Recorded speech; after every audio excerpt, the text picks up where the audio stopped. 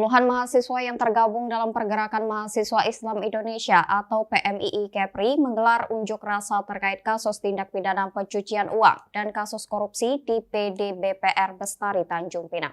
Dalam setiap gerakan-gerakan yang kami lakukan.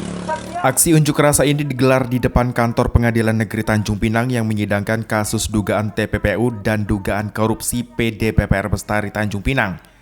Dalam orasinya, massa meminta Pengadilan Negeri Tanjung Pinang agar transparan dalam menangani kasus tersebut.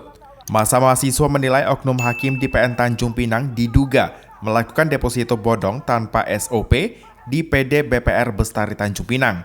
Mereka juga meminta kejelasan terkait asal-usul rekening gendut oknum hakim senilai 4 miliar rupiah dan mempertegas terkait laporan pajak deposito senilai 4 miliar rupiah.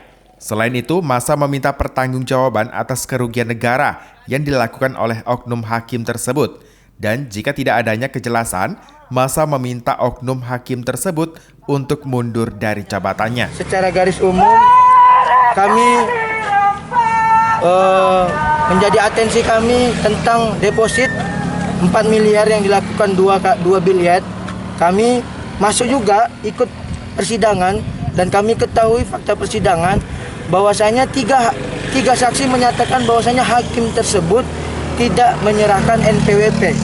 Yang menjadi poin dan garis besar pertanyaan kami, apakah dan bagaimanakah pertanggungjawaban hakim tersebut terhadap pajak dan kerugian negara. Nah, itu menjadi atensi kami dan kita ketahui bersama banyak nasib orang yang diadili, yang diputuskan di sini. Tetapi ternyata di sini menyimpan hakim yang tidak memiliki moral.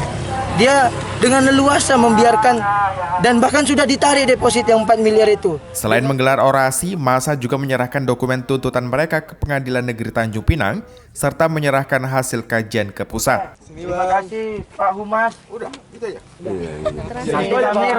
Hasandi, GoTV News melaporkan.